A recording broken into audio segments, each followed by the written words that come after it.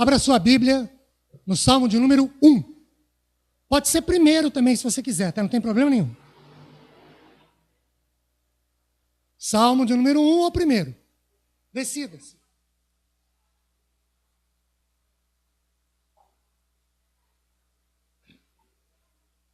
Bem-aventurado o homem que não anda no conselho dos ímpios, não se detém no caminho dos pecadores, nem se assenta na roda dos escarnecedores. Antes, o seu prazer está na lei do Senhor, e na sua lei medita de dia e de noite. Ele é como árvore plantada junto à corrente de águas, que no devido tempo dá o seu fruto, e cuja folhagem não murcha. Tudo quanto ele faz será bem sucedido. Os ímpios não são assim. São, porém, como a palha que o vento dispersa. Por isso, os perversos não prevalecerão no juízo, nem os pecadores na congregação dos justos. Pois o Senhor conhece o caminho dos justos, mas o caminho dos ímpios perecerá. Queridos, um propósito que nós podemos destacar no Salmo de número 1 é o de que ele apresenta o que nós podemos pensar, entender, achar, ter uma ideia de homem espiritual. Claro que isso é segundo o conceito de Deus. O Salmo também nos orienta sobre como alcançarmos um estilo de vida que agrade o Senhor. E aí, o que Deus requer de todos os que o buscam e vivem um relacionamento com Ele para ter essa vida. O Salmo nos permite observar o que a gente pode chamar também de um retrato da vida de dois homens e as consequências de como vivem as suas vidas. Então vamos a esse retrato.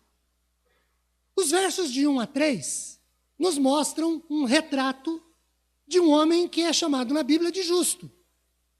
E os versos 4, 5 e 6 mostram-nos o retrato do que a Bíblia chama de um homem ímpio. Um é justo, o outro é ímpio.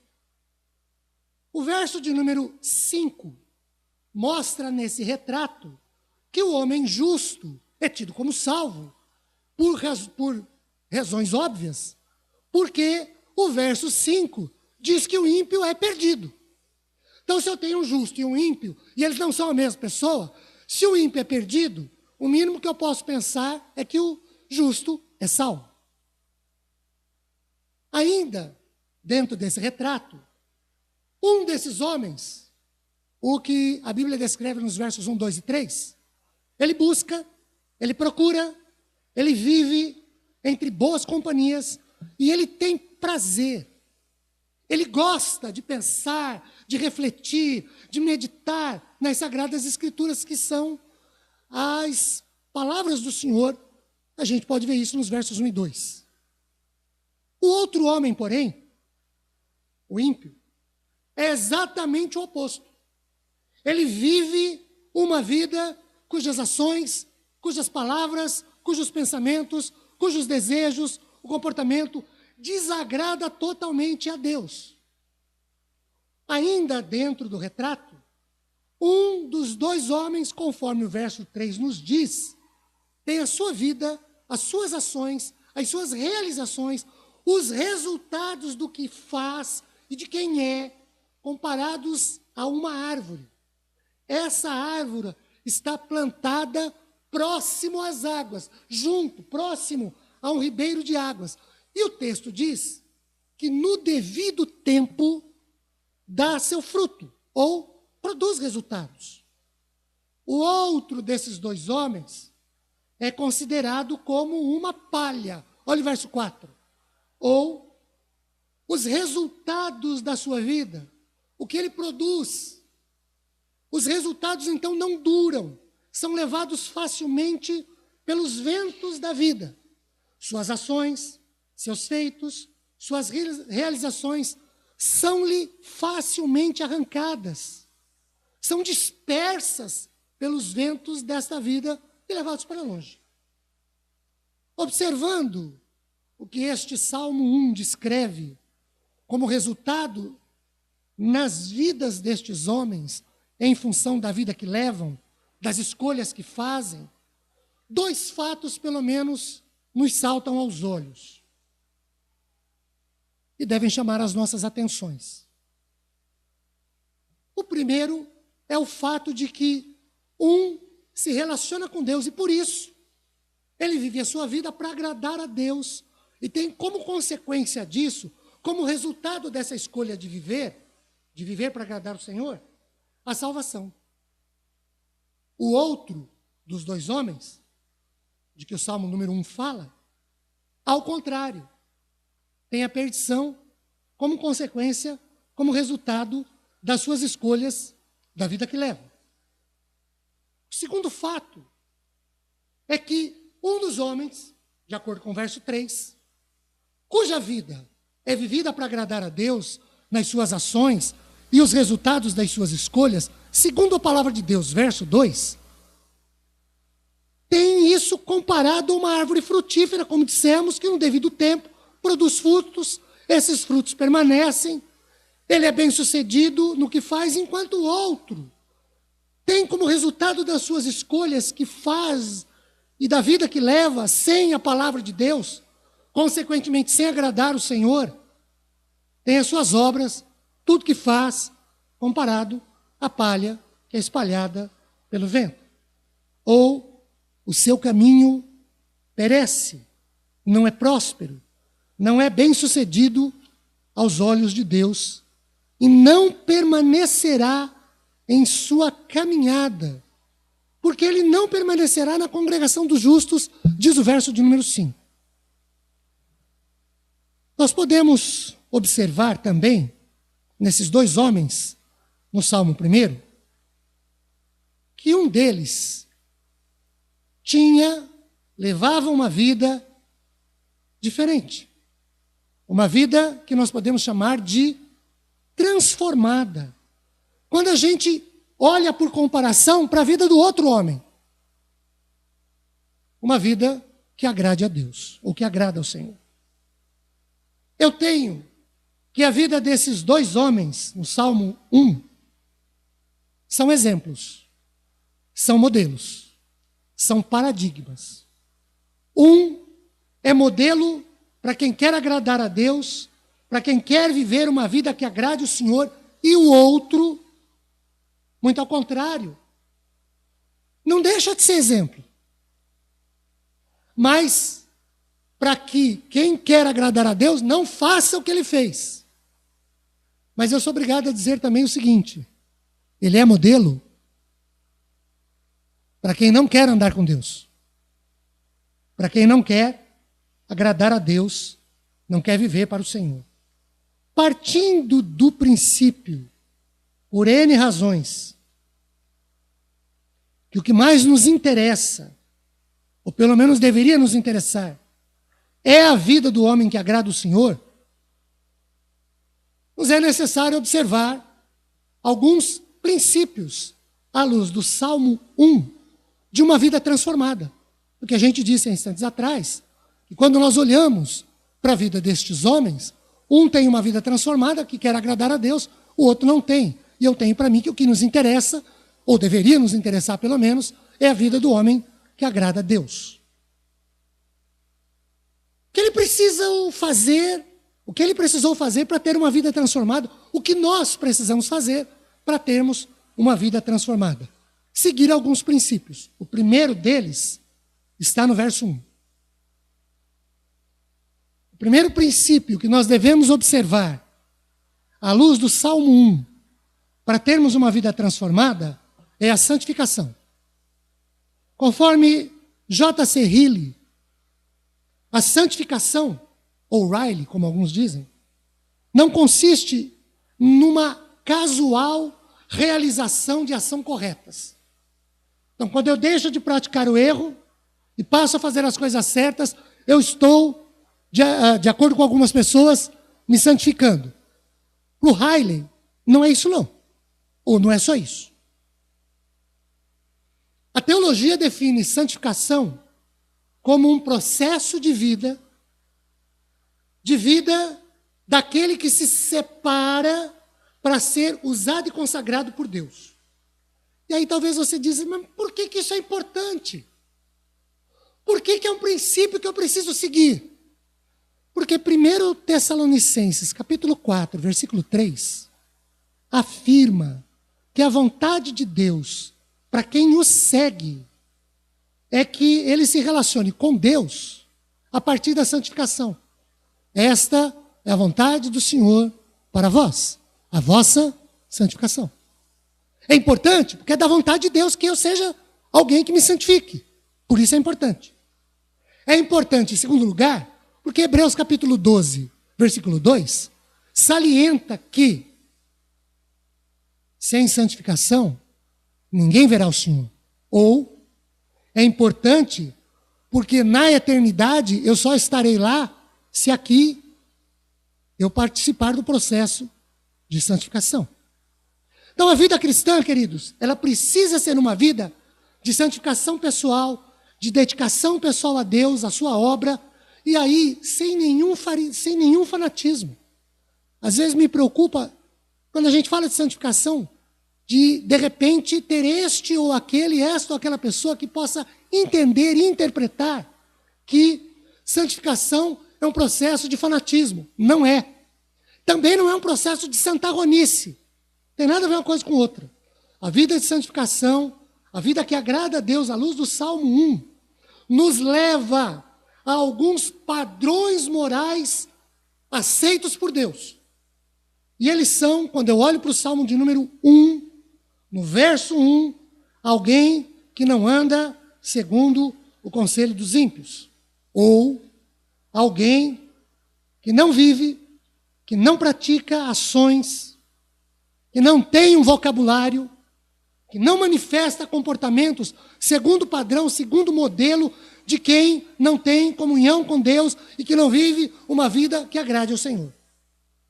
O processo de santificação é aquele que me leva a viver uma vida onde eu desenvolva padrões morais que agradem a Deus.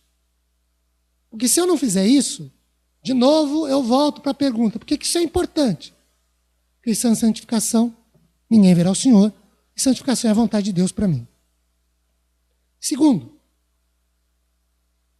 Segundo padrão moral que quem agrada ao Senhor deve desenvolver na sua vida, ainda está no versículo 1. Ele não se detém no caminho dos pecadores. Um dos maiores significados para pecado é errar o alvo. Os pecadores são aqueles que, por hábito, erram o alvo estabelecido por Deus. E aí, não se deter no caminho deles, no caminho dos pecadores, é o mesmo que não viver errando o alvo. Há um terceiro padrão, ainda no verso de número 1. Não ando no caminho dos pecadores, não ando segundo o conselho dos ímpios, não me detenho no caminho dos pecadores e eu não me assento na roda dos escarnecedores, ou não participa da zombaria, do menosprezo que o ímpio tem para com Deus, para com a palavra de Deus, para com as coisas de Deus. Há um ditado popular que diz assim: diga-me com quem tu andas e eu direi quem tu és. Essa é uma verdade cuja máxima se aplica a nós sobre o tipo de vida e que é com Deus ou sem Deus que nós queremos ter. 1 Coríntios capítulo 15, versículo 33, é taxativo quando nos diz assim: não vos enganeis, as más conversações corrompem os bons costumes. Os resultados que nós colhemos e nós desfrutamos deles dependerá das escolhas que nós fazemos sobre quem somos, com quem andamos. Se é para agradar a Deus ou não é para agradar a Deus. Esse é o primeiro princípio. O segundo princípio que a gente deve observar, à luz do Salmo 1, para termos uma vida transformada por Deus, é um que está baseado no verso 2. onde está ou em que temos prazer espiritualmente falando. Olhem o verso 3. Nós vemos que os resultados ou as consequências de quem vive uma vida que agrada ao Senhor são prósperos, bem-sucedidos, frutíferos. No seu devido tempo isso acontece. Mas nós lemos no verso de número 6 que Deus conhece a vida de quem se relaciona com Ele e o quer agradar. Porém, quando a gente lê o verso 5, nós vemos que esse homem ou essa pessoa que se relaciona com Deus, que vive para o agradar, viverá eternamente com o Senhor. Essa pessoa tem duas atitudes para com a palavra do Senhor. Volta para o verso 2.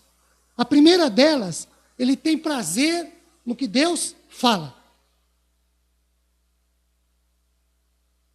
A Bíblia não é um enfado, não é um negócio chato, é prazeroso. 2, ele medita, ele analisa, ele estuda, ele pensa, ele reflete sobre as palavras de Deus.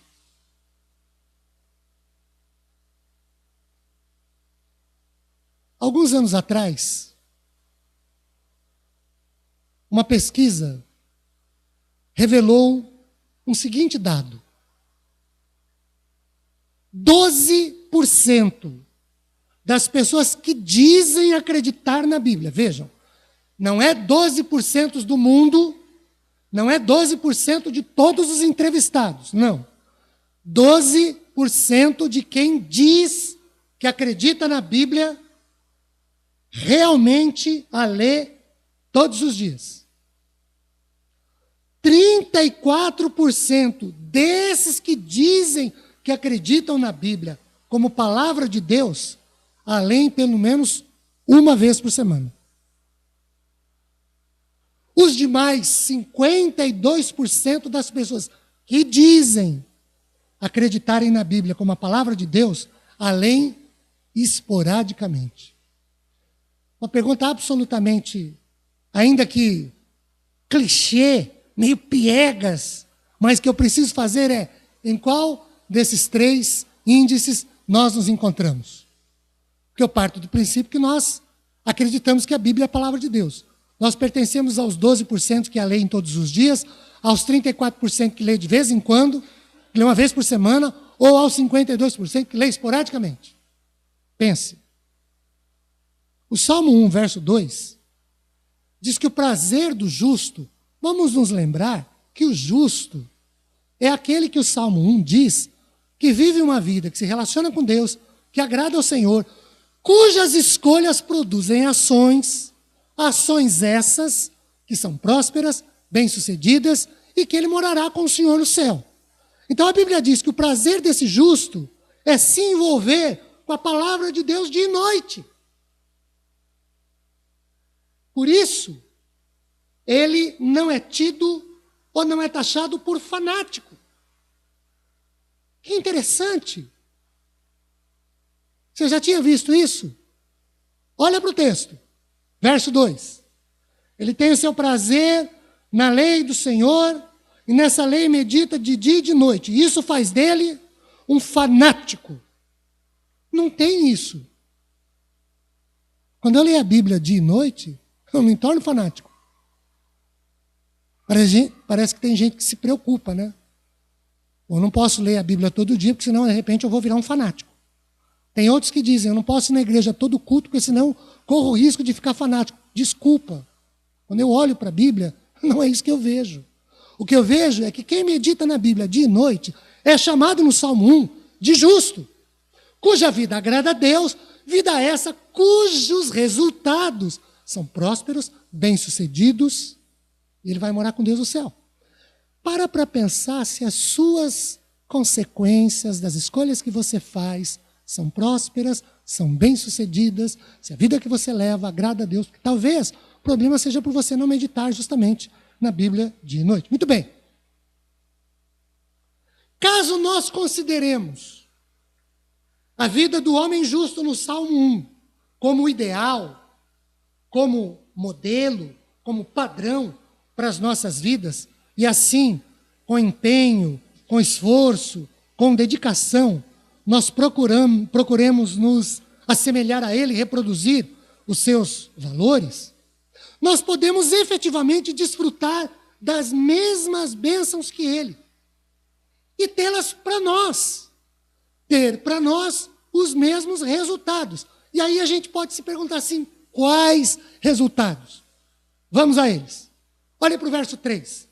A vida do justo, aquele que procura agradar a Deus, que a Bíblia diz que medita na lei do Senhor com prazer, dia e noite, tem os resultados da sua vida prósperos, bem-sucedidos. O verso 3 diz que a vida dele não murcha, ou não fica vazia, não fica sem sentido de ser ou de existir. Vamos parar para pensar, queridos, se a nossa vida é vazia, porque se ela é, falta meditar na palavra do Senhor, falta ter prazer na Bíblia, falta ter prazer em se relacionar com Deus. De novo o verso 3. A vida é próspera, ela é bem-sucedida, ela tem conquistas, e conquistas que duram, conquistas que permanecem. E aí a gente olha para as nossas obras, elas têm durado? Elas permanecem? Olhem o verso de número 5. Ele não entra no juízo de Deus. Quem entra no juízo de Deus, diz o verso 5, é o perverso. E é interessante como a Bíblia chama esses dois personagens. O verso de número 1 chama um de justo. Depois ele chama de ímpio, de pecador. O verso 2 diz que o justo medita na lei do Senhor. O verso 3 diz que o justo não muda de nome. É como corrente de água. É como árvore plantada junto à corrente de água. Devido ao tempo dá o seu fruto.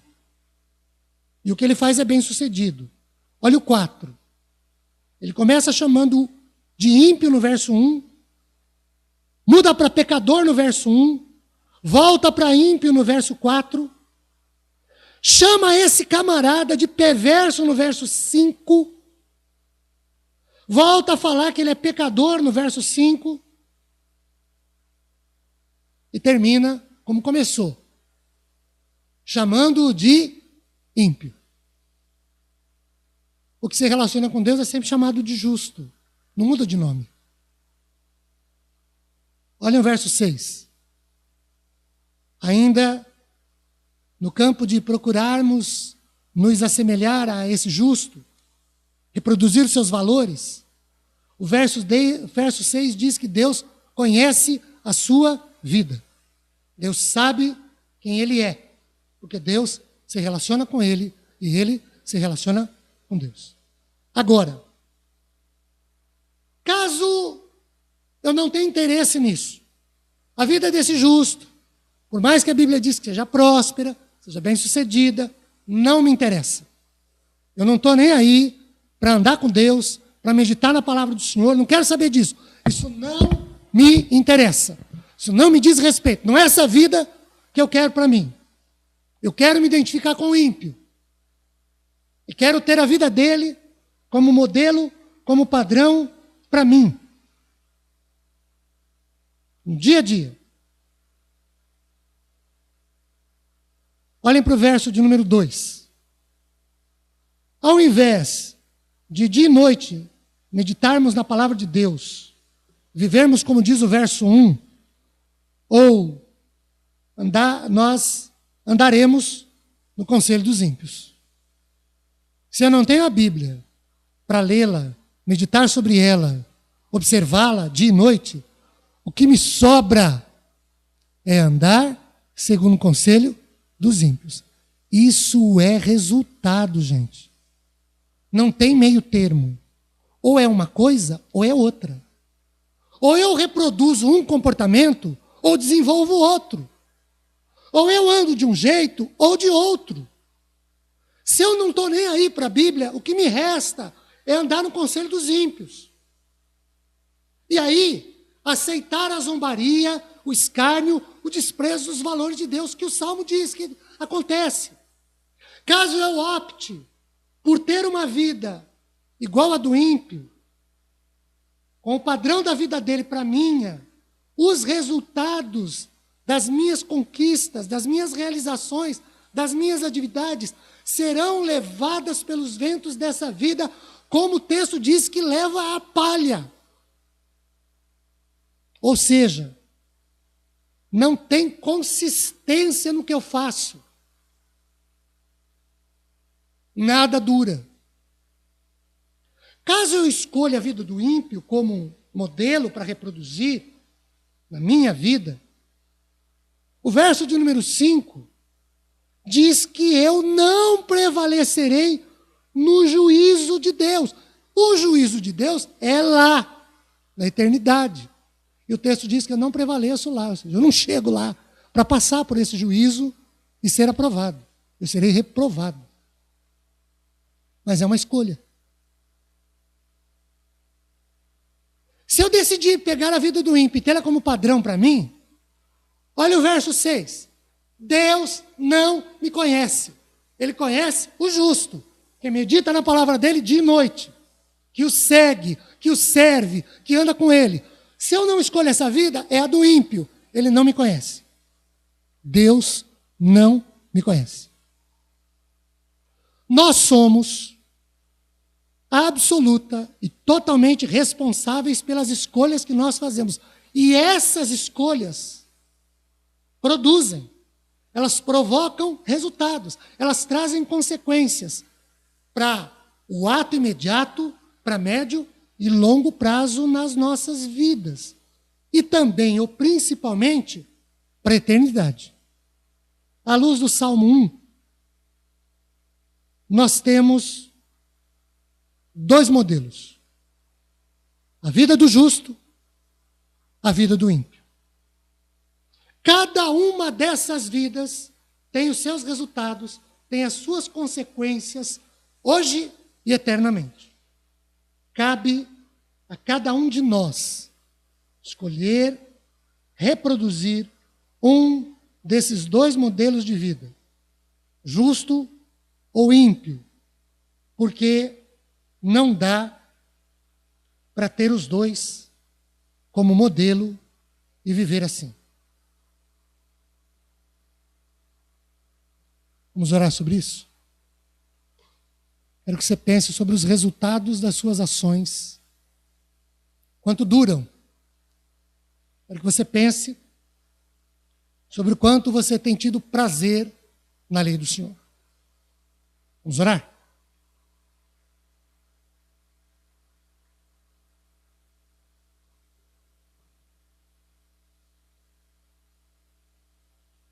Senhor Deus, cada um de nós aqui hoje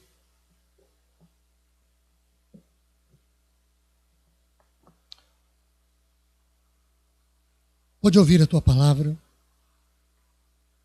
lê-la, ouvi-la, e tem a oportunidade de, pensando, refletindo, analisando sua própria vida, se isso já não aconteceu antes, fazer uma escolha. Que padrão seguir, que modelo seguir, porque o modelo que a gente decidir seguir trará consequências para nós. A escolha que nós, se já não fizermos hoje, trará suas consequências. Ajude-nos. Se ainda não fizemos, ajude-nos a escolhermos o padrão de vida do justo. Porque tudo que ele faz prospera no devido tempo. Senhor, essa palavra no devido tempo, que caberia até uma outra colocação, uma outra explicação, uma outra explanação, até um outro sermão, é fantástica. Porque mesmo plantado junto a ribeiro de águas correntes, águas vivas, Ele dá fruto no tempo devido, não é todo dia, não é toda hora, não é em toda estação, é no tempo devido, porque há um processo de maturação. Por isso eu disse, Senhor, no começo dessa oração, que se nós não tivermos feito a escolha ainda e fizermos hoje, porque é possível que alguns de nós já tenham feito essa escolha de ter a vida do justo no Salmo 1 como modelo. Mas talvez o que nos falte, e aí nos falte por amadurecimento, por maturidade, seja desenvolver comportamentos, habilidades, posicionamentos, cujo prazer seja na tua palavra, e aí o fruto vem no devido tempo. Ajuda-nos para isso. Abençoa-nos para isso. Oramos no nome de Jesus. Amém, Senhor.